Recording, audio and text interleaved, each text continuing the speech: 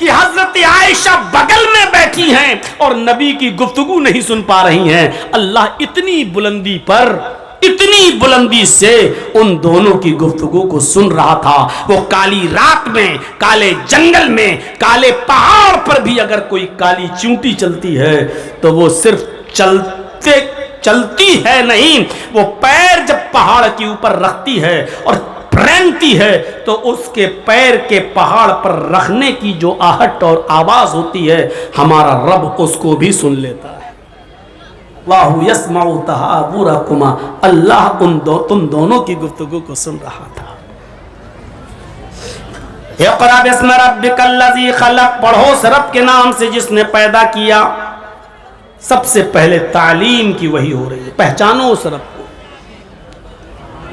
हर आदमी जब रब पर गौर करेगा तो एकदम समझ में आ जाएगा कि जमीन और आसमान का खालिक, चांद और सूरज का खालिक, सैयारों के किशाओं का खालिक वही है, और जो कुछ भी हमें मांगना है उसी से मांगना है। तो सबसे पहले तालीम ये दी जा रही है। अब आइए, अब तालीम तो बहुत है और मैं आपको बिल्कुल मना नहीं करता हूं और करना भी नहीं चाहिए। आपको दीन के साथ साथ दुनियावी तालीम की भी जरूरत है और दोनों को लेकर चलना है। जैसे कुरान में ये दुआ बताई गई, रब्बना आतिना फिद दुनिया हसनतन व फिल आखिरति हसनतन व क़िना अज़ाबन्नार, इसमें दुनिया भी मांगने का हुक्म है और आखिरत भी मांगने का हुक्म है। उसी तरीके से आप जब दुनिया में आए तो दुनियावी तालीम भी आपको हासिल करना है और उखरवी तालीम भी हासिल करना है, दीनी तालीम भी हासिल करना है। बगैर दुनिया के आप अधूरे हैं। बहुत से मौलवी लोग आएंगे और तकरीरें करेंगे, दुनिया ऐसी, दुनिया वैसी। अरे बगैर दुनिया के कोई रह भी नहीं सकता। दुनिया के लिए, जिंदगी गुजारने के लिए दुनिया की चीजों से फायदा उठाना जरूरी है। दुनिया की हैसियत पानी की तरह है और इंसान कश्ती की तरह है। पानी, समंदर, नदी और इंसान की हैसियत कश्ती। अब देखिए, इंसान कश्ती है और दुनिया पानी है। अस्सलामु अलैकुम वरहमतुल्लाहि वबरकातुहू। अल्हम्दुलिल्लाहि नहमदुहु व नस्तईनुहु व नस्तगफिरुहु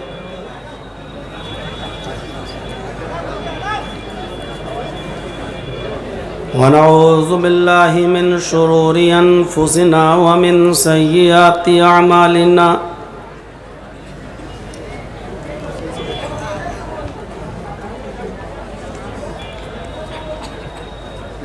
मन यहदिहिल्लाहु फला मुज़िल्ल लहु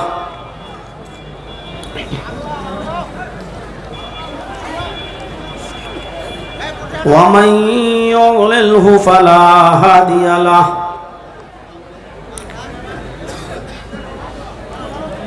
व अशहदु अल्ला इलाहा इल्लल्लाहु वहदहु ला शरीका लहु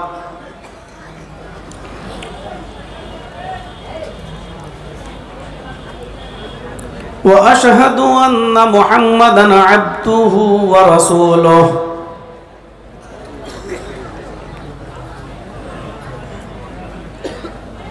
अम्मा बाद,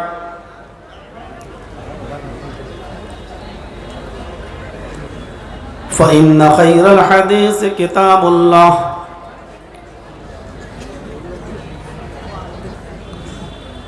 व खैरल हदी हदी मुहम्मदिन सल्लल्लाहु अलैहि वसल्लम व शर्रुल उमूरि मुहदसातुहा व कुल्लु मुहदसतिन बिदअह व कुल्लु बिदअतिन ज़लालह व कुल्लु ज़लालतिन फिन्नार।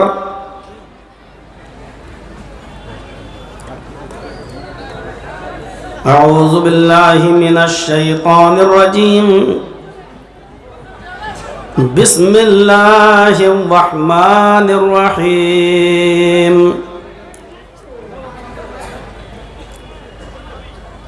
इक़रा बिस्मि रब्बिकल्लज़ी खलक़ खलक़ल इंसान मिन अलक़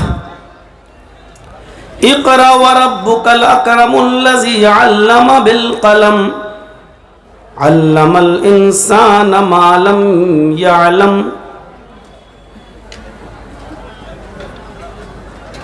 वक़ाल नबिय्यु सल्लल्लाहु अलैहि वसल्लम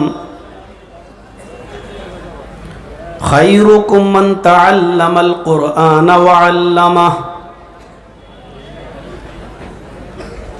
रब्बि इश्रह ली सदरी व यस्सिर ली अमरी वहलुल उक़दतम मिन लिसानी यफ़क़हू क़ौली।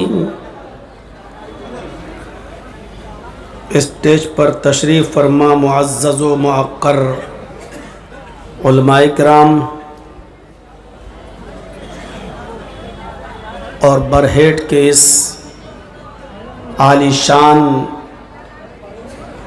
जामिया के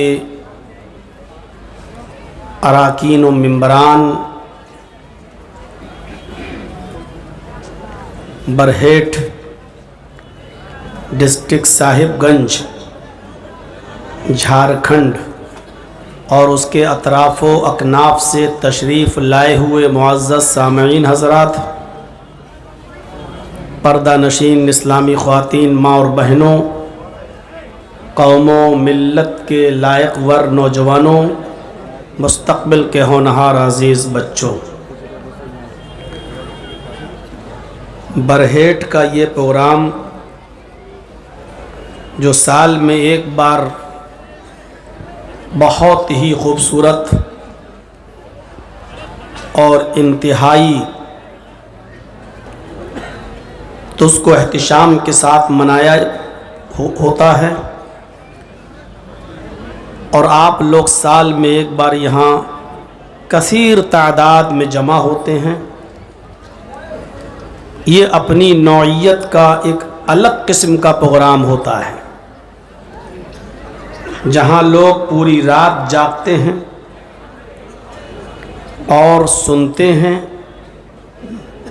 और इस जामिया का ताउन फरमाते हैं और आप ही के ताउन से ये जामिया अपनी बुलंदियों पर पहुंचा है और इलाक़े का एक मुनफरिद इदारा है। अल्लाह रब्बुल आलमीन कमेटी वालों को हौसला दे, हिम्मत दे और इस जामिया को दिन दूनी और रात चौगनी तरक्की अता फ़रमाए और हासिदों के हसद से इस जामिया को महफूज फरमाए।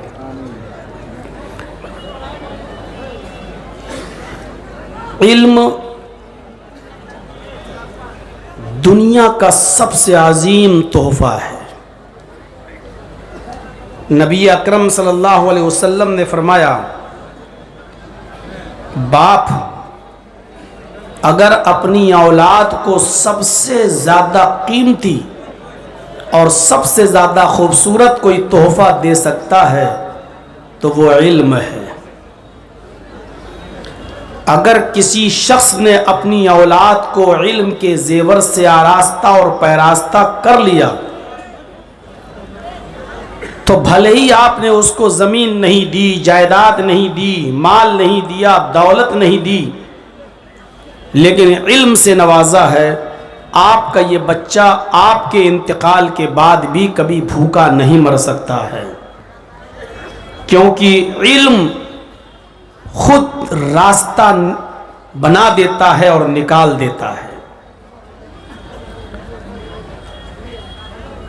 नबी अकरम जनाब मोहम्मदुर रसूलुल्लाह सल्लल्लाहु अलैहि वसल्लम पर जो सबसे पहली आयतें नाजिल हुईं वो इसी इल्म के ताल्लुक़ से हुईं। आपने ये बातें बहुत से उलमा से सुनी होंगी। आप पूरी रात जलसा सुने, तकरीबन रात के 2 बजे तक अभी तक आप जागे हुए हैं और मुझे मालूम था जिस वक्त मैं आया और मदरसे के ऑफिस में बैठा, जब मैं गया यहाँ से उठकर तो मैंने सेक्रेटरी साहब से कहा कि मैं उम्मीद रखूं कि इंशाअल्लाह 2 बजे तक मेरा टाइम आ जाएगा। तो हंसते हुए कहने लगे कि शेख आपने बिल्कुल सही पहचाना, यही वक्त है आपका। लेकिन आपकी हिम्मत को दाद देना पड़ती है कि पूरी रात बैठकर आप सुन रहे हैं। अल्लाह रब्बुल आलमीन सुनने से ज़्यादा हमें अमल की तौफीक अता फरमाए। ये इल्म की आयतें उस नबी पर उतरी हैं सबसे पहले, जिस नबी ने कभी किसी के सामने जानुए तलम्मुस तह नहीं किया, कभी किसी से शागिर्दगी हासिल नहीं की, जिसको पढ़ाने वाला कोई नहीं। गौर कीजिए, जो खुद लिखना और पढ़ना नहीं जानता था, उस नबी पर सबसे पहले आयतें नाजिल हो रही हैं। तो इक़रा बिस्मि रब्बिकल लज़ी खलक़।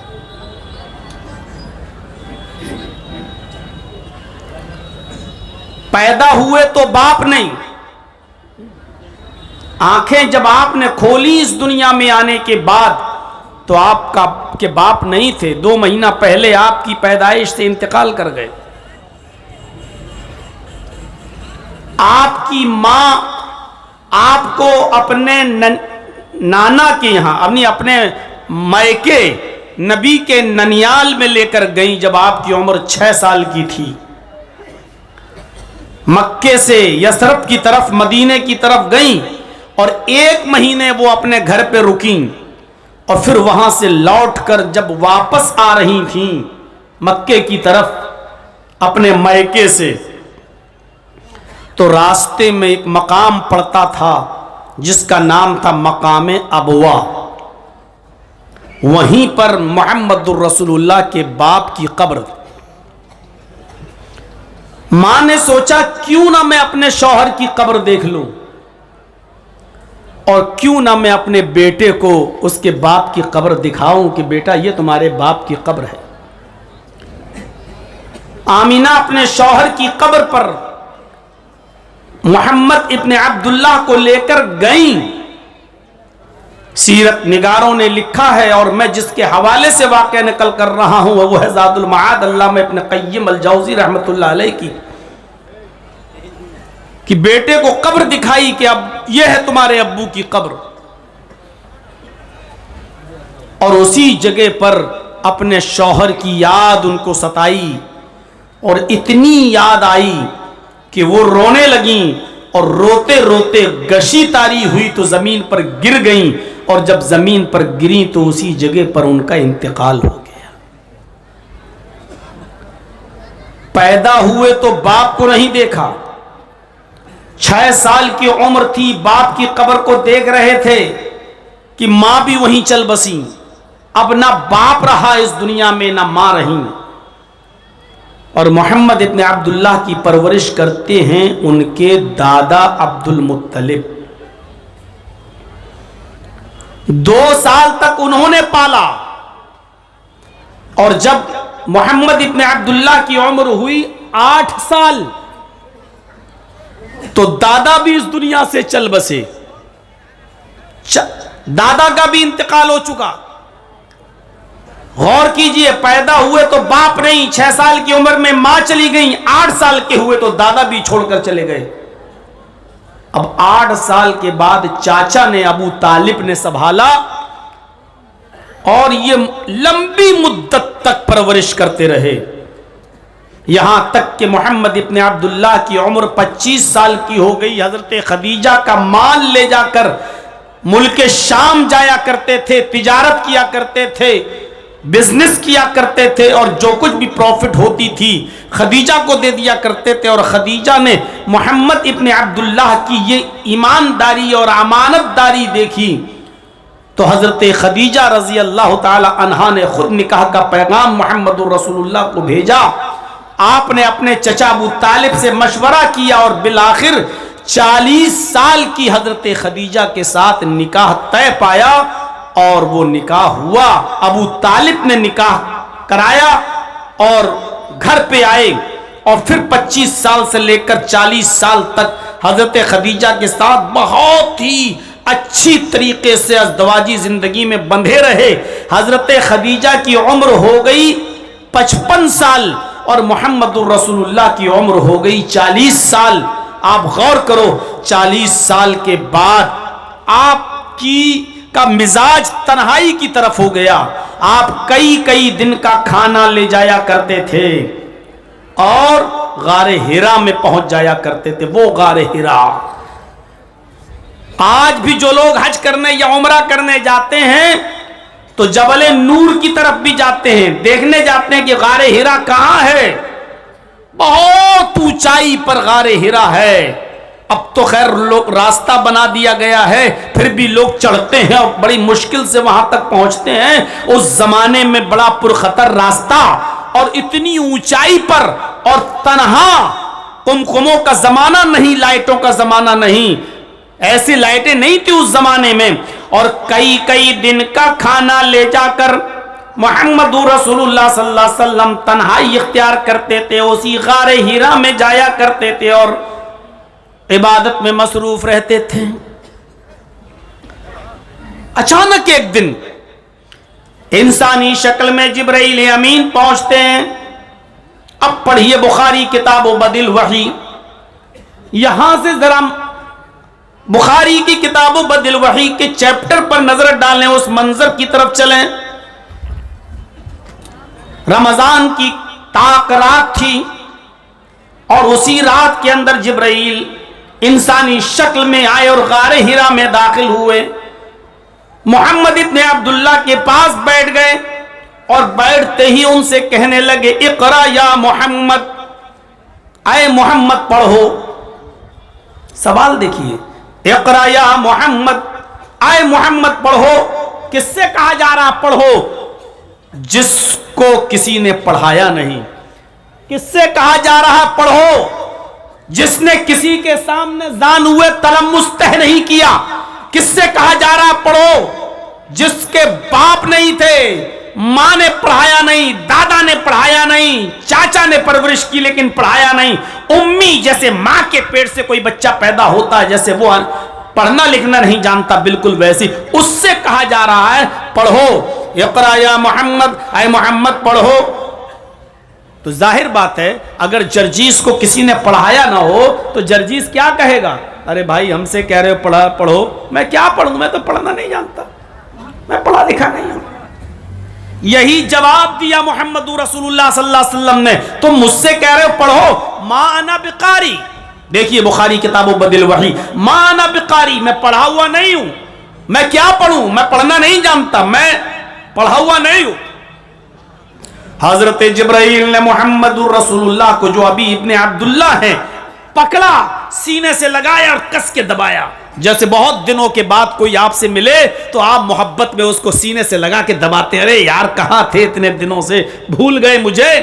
जिब्राइल अमीन ने दबाया, खींचा, सीने से लगाया और इतनी जोर से दबाया कि अल्लाह के नबी फरमाते हैं, लक़द खशीतु अला नफ्सी, मुझे ये डर लगा कि कहीं मेरी जान न चली जाए।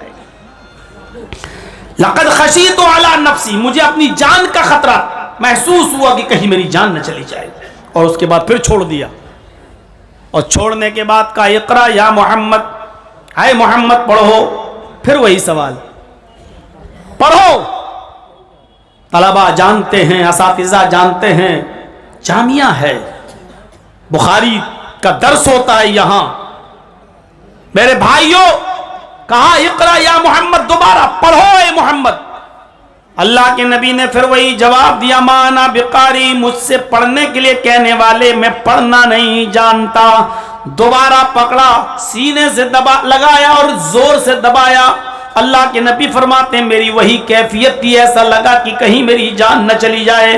उसके बाद छोड़ा और छोड़ने के बाद फिर कहा, इक़रा या मोहम्मद, आए मोहम्मद पढ़ो। मैंने फिर वही जवाब दिया, माना बिकारी, मैं पढ़ना नहीं जानता। मैं पैदा हुआ तो बाप नहीं, 6 साल का हुआ तो माँ भी छोड़कर चली गई, 8 साल का हुआ तो दादा भी छोड़ के चला गया, मुझे किसी ने पढ़ाया ही नहीं, मैं क्या पढ़ूं, मैं पढ़ना नहीं जानता। बाज़ रिवायतों में आता है कि अल्लाह के नबी ने जिब्राइल से कहा, तुम मुझे बार बार पढ़ने के लिए कह रहे हो, पढ़ो पढ़ो, माज़ा करो, तुम ही बताओ कि मैं क्या पढ़ूं। जब मैं कह चुका हूं कि पढ़ना नहीं जानता और बार बार कह रहा हूं, तो तुम ही बताओ कि मैं क्या पढ़ूं। अब हजरत जिब्राईल अमीन तीसरी बार दबाते हैं और दबाने के बाद छोड़ते हैं और छोड़ने के बाद कहते हैं इक़रा बिस्मि रब्बिकल्लज़ी खलक़ खलक़ल इंसान मिन अलक़ इक़रा व रब्बुकल अकरमुल्लज़ी अल्लम बिल क़लम अल्लमल इंसान मा लम यअलम। आए मोहम्मद पढ़ो उस रब के नाम से जिसने पैदा किया। इक़रा बिस्मि रब्बिकल्लज़ी खलक़। आगे वाली आयतें अभी छोड़ दो, पढ़ो, इस आयत पर गौर करो, पढ़ो उस रब के नाम से। मुहम्मदुर रसूलुल्लाह को अलिफ बा तासा नहीं पढ़ाया जा रहा है, ABCD नहीं पढ़ाई जा रही है। आपके यहां कोई बच्चा छोटा हो 3 साल का 4 साल का, तो आप नर्सरी में एडमिशन दिलाते हैं उसको, और नर्सरी में पढ़ने वाले बच्चे को A for apple, B for bird ही पढ़ाया जाता है, अक्षर समझाए जाते हैं। डायरेक्ट उसको बायो, केमिस्ट्री, फिजिक्स, भूगोल, ज्योग्राफिया नहीं पढ़ाया जाता। अरब के लोगों का मिजाज कैसा था, वो लोग कौन सी बात समझ सकते थे और कौन सी बात उनकी अक्ल में बैठ सकती थी, इस चीज को जहन में रखते हुए मेरे भाइयों इस बात की तरफ इशारा किया गया और यह फरमाया गया इक़रा बिस्मि रब्बिकल्लज़ी खलक़। अरब के लोगों के दिल और उनके कुलूब और उनके अज़हान इस बात को एक्सेप्ट कर सकते थे, इसलिए तालीम ये दी जा रही है। इक़रा बिस्मि रब्बिकल्लज़ी खलक़, पढ़ो उस रब के नाम से जिसने पैदा किया। जिसने पैदा किया, वो जानते थे कि पैदा करने वाला कोई है। आज हम लोग दहरिया लोग, कम्युनिस्ट लोग कहते हैं कि नहीं दुनिया ऐसी ही चल रही है, किसी ने पैदा नहीं किया, अपने आप चल रही है। और डार्विन का नजरिया तो यह था कि इंसान पहले बंदर था और बंदर से धीरे धीरे इंसान बना, और वो कहते हैं कि इंसान लोग पैदा होते रहे हैं, होते रहेंगे, मरते रहेंगे और ऐसे ही दुनिया चलती रहेगी और जमाना तरक्की करता रहेगा, इसको किसी ने नहीं बनाया।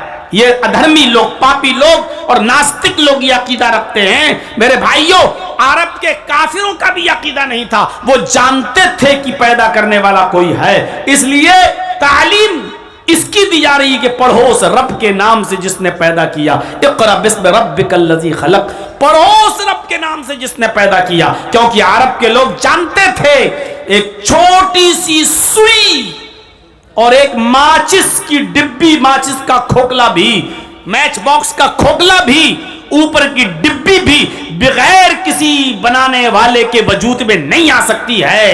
जब एक छोटी सी टेबल, छोटी सी मेज जब बगैर किसी बनाने वाले के वजूद में नहीं आ सकती है, तो इतनी बड़ी जमीन, इतना बड़ा आसमान, ये चांद, ये सूरज, ये सितारे, ये सैयारे बगैर किसी बनाने वाले के वजूद में कैसे आ जाएंगे, वो जानते थे। ये तो आज साइंस ने तरक्की की है, आज पता चला है? वरना अरब के काफिर पहले ही से ये अकीदा रखते थे। आए मोहम्मद सल्लल्लाहु अलैहि वसल्लम, अगर आप इनसे सवाल करें कि जमीन और आसमान का खालिक कौन है, तो ये यही जवाब देंगे, अल्लाह। इनसे पूछो कि आसमान से बारिश कौन बरसाता है, तो ये जवाब देंगे, अल्लाह। इनसे पूछो कि युखरिजुल हय्य मिनल मय्यित व युखरिजुल मय्यित मिनल हय्य, इनसे पूछो जिंदा से मुर्दा और मुर्दा से जिंदा चीज को कौन निकालता है। अंडा मुर्दा चीज है, जिंदा मुर्गी का बच्चा कौन निकालता है। मुर्गी जिंदा चीज है और उससे अंडा बेजान चीज कौन निकालता है। युखरिजुल हय्य मिनल मय्यित, मुर्दा से जिंदा और जिंदा से मुर्दा को कौन निकालता है। ला यक़ूलुन्न अल्लाह, तो ये यही जवाब देंगे, अल्लाह।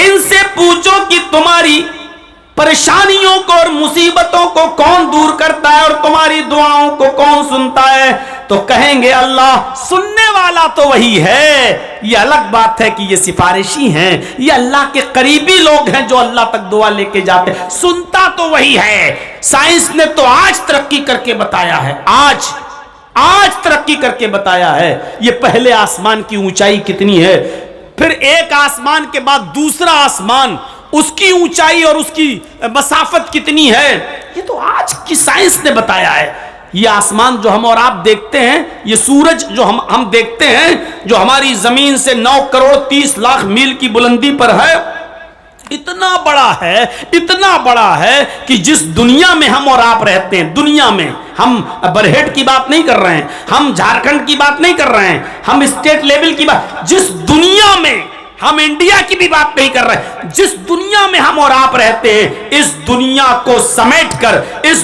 दुनिया को इकट्ठा करके, इस दुनिया को सूरज में फेंक दिया जाए तो ऐसा नजर आएगा, ये दुनिया ऐसी दिखाई देगी जैसे बहुत बड़े मैदान में एक फुटबॉल पड़ी हुई है, एक बहुत बड़ी फील्ड में एक फुटबॉल पड़ी हुई है।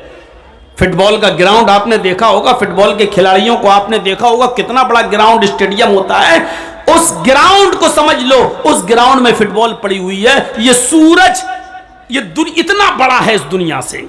अब आप अंदाजा लगाओ कि ये दुनिया एक फुटबॉल, एक गेंद के तरह दिखाई दे तो सूरज कितना बड़ा है, फिर सूरज के ऊपर सैयारे, फिर सैयारों के ऊपर कहकशाएं। एक कहकशां ऐसी है कि जिसकी रोशनी को जमीन पर आने में 3 अरब साल लगते हैं, जिस रोशनी को जमीन पर आने में 3 अरब साल लगते हैं, जबकि रोशनी एक सेकंड में 3 लाख मील की रफ्तार से चलती है। गौर करो, दिमाग की नसें फट जाए, कहीं ब्रेन हेमरेज ना हो जाए। रोशनी कितने रफ्तार से चलती है, आंख बंद करो खोलो बस 1 सेकंड, इतनी देर में 3 लाख मील की रफ्तार तय कर लेती है। सोच रहे हैं आप, आंख खोलो, आंख बंद करो खोलो, 1 सेकंड हो गया, 1 सेकंड में 3 लाख मील की रफ्तार से रोशनी चल रही है। अब सोचो 60 सेकंड में, 1 मिनट में कितनी तय करती होगी, फिर 1 घंटे में कितनी तय करती होगी, फिर 24 घंटे में कितनी तय करती होगी, फिर 1 हफ्ते में कितना तय करती होगी, फिर 1 महीने में कितना तय करती होगी, फिर 1 साल में कितना तय करती होगी, फिर 1000 साल में कितना तय करती होगी, फिर 100,000 साल, 1 लाख साल में उसको कितना साल लगता है। उस रोशनी को जमीन पर आने में 3 अरब साल लगता है। उसके ऊपर एक और कहकशां है, उसकी रोशनी को जमीन पर आने में 10 अरब साल लगता है, और उसके ऊपर भी एक कहकशां है। उस कहकशां के बारे में साइंटिस्ट कहते हैं कि उसकी रोशनी को चले हुए 20 अरब साल हो चुके हैं। उस रोशनी को चले हुए 20 अरब साल हो चुके हैं, लेकिन अभी तक वो रोशनी जमीन पर नहीं पहुंची है। अभी कितने साल और लगेंगे पता नहीं, लेकिन जो कहकशां सबसे ऊपर है, उसकी रोशनी को चले हुए 20 अरब साल का जमाना गुजर चुका है, लेकिन अभी तक वो रोशनी जमीन पर नहीं आई है। अभी पहला आसमान नहीं आया है, इसके बाद पहला आसमान, फिर एक आसमान से दूसरे आसमान की दूरी 500 साल के बराबर, फिर दूसरे से तीसरे आसमान की दूरी 500 साल के बराबर, फिर तीसरे से चौथे आसमान की दूरी 500 साल के बराबर, और चौथे आसमान से 5वें आसमान की दूरी 500 साल के बराबर, फिर 5वें आसमान से 6ठे आसमान की दूरी 500 साल के बराबर, फिर 6ठे आसमान से 7वें आसमान की दूरी 500 साल के बराबर, और 6ठे आसमान से 7वें आसमान की दूरी फिर 500 साल के बराबर, और 7वें आसमान के ऊपर एक समंदर। अल्लाह का अर्श पहले समंदर पे था, ये तो हदीसों में आपने पढ़ा होगा मेरे भाइयों। 7वें आसमान के ऊपर समंदर, फिर समंदर के और ऊपर जाइए तो फिर अर्श इलाही, उस अर्श के ऊपर अल्लाह, और उस अर्श के ऊपर अल्लाह क्या कहता है कि जब खौला बिनते सालबा और औस इब्ने सामित जब आपस में ज़िहार कर लिए और औस इब्न सामित ने अपनी बीवी खौला बिनते सालबा से कहा, अंत अलैया का ज़हर उम्मी, तू मुझ पर मेरी माँ की तरह हराम हो चुकी है। और खौला बिनते सालबा जब अल्लाह के नबी के पास आई और कहने लगी, अल्लाह के रसूल, मेरे शौहर ने मुझे अपने ऊपर माँ की तरह हराम कर लिया है, हमारे और हमारे शौहर के दरमियान कोई रास्ता निकालिए। हजरत आयशा फरमाती हैं कि वो दोनों गुफ्तगू कर रहे थे, खौला बिनते सालबा और मोहम्मद रसूलुल्लाह, ये दोनों गुफ्तगू कर रहे थे और मैं उसी हुजरे में दूसरे कोने में बैठी हुई थी। लम अस्मा कलामहुमा, अल्लाह के नबी की और मोहम्मद रसूलुल्लाह की और खौला बिनते सालबा की गुफ्तगू हमको सुनाई नहीं दे रही थी, मैं नहीं सुन पा रही थी।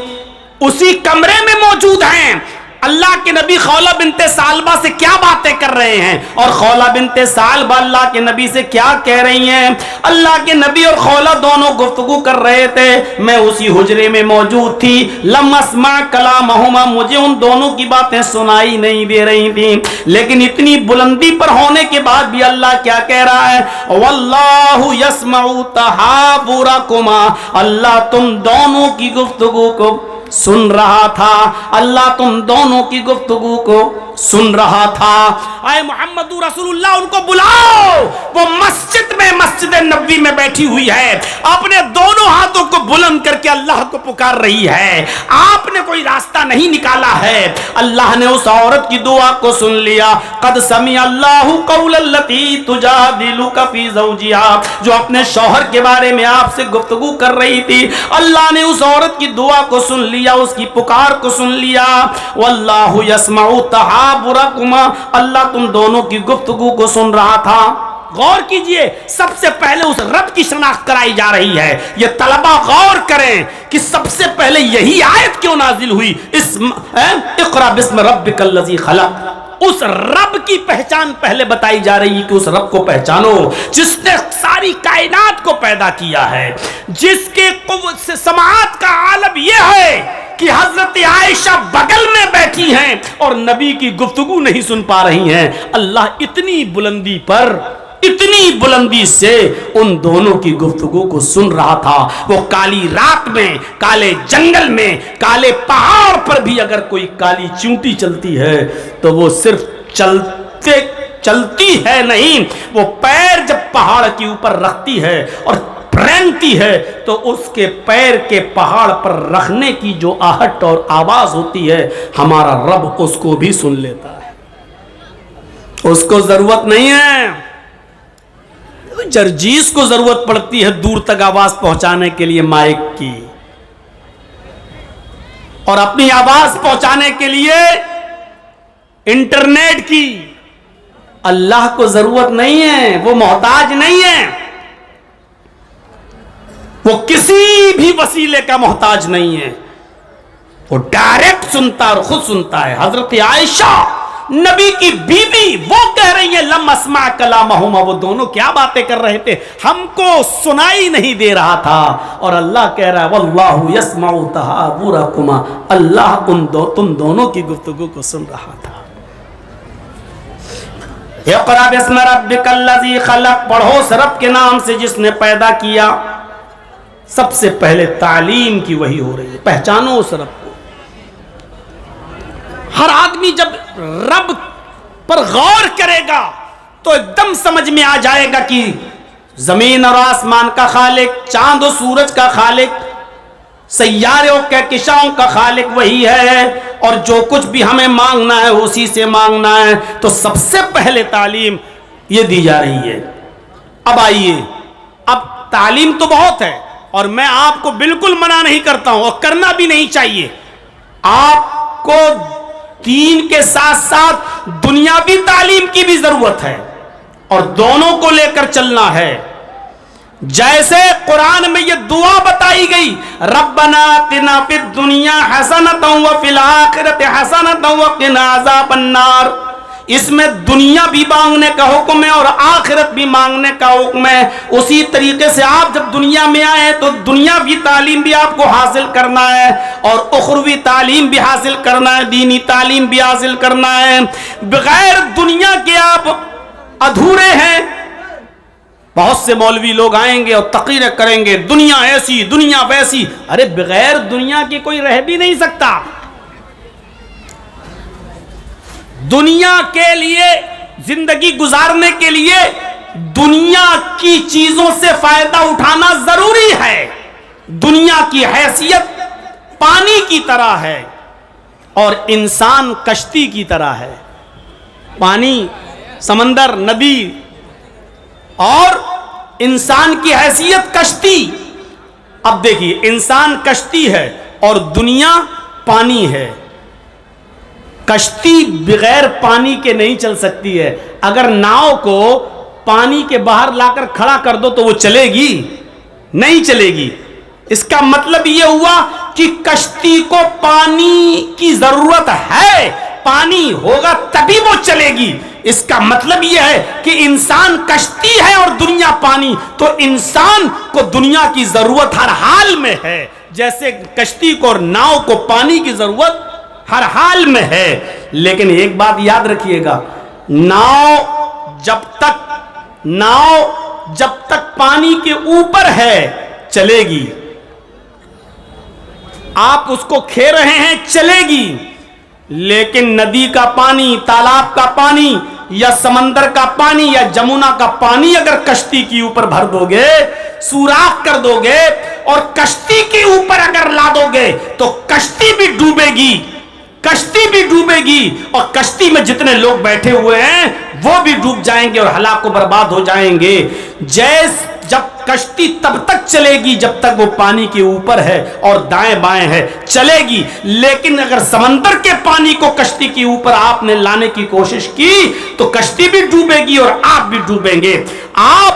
दुनिया की जरूरत हर इंसान को है, लेकिन जब तक दुनिया से जरूरत के तहत दुनिया को इस्तेमाल करोगे तो फायदे में रहोगे, और जहां दुनिया को अपने ऊपर सवार करने की कोशिश की तो आप भी बर्बाद होगे और ये दुनिया भी बर्बाद होगी। दुनिया तो छूटती जा रही है। ये 2 दिन, पिछली साल आपके सामने आया था, इस साल फिर आपके रूबरू हूं। 1 साल दुनिया मुझसे छूट चुकी है। कहां गई दोस्ती? ये दुनिया कह रही है कि तुमने 1 साल मुझे खो दिया है, तुम मुझसे दूर हो चुके हो। और आखिरत कह रही है तुम 1 साल मेरे करीब हो चुके हो, 1 साल मेरे करीब हो चुके हो। इरतहालत दुनिया मुदबिरतन, ये दुनिया पीठ दिखाकर भाग रही है। वल आखिरत मुकबिलतन, और आखिरत सामने से आ रही है, तुम्हारे सामने आ रही है। वलिकुल्ल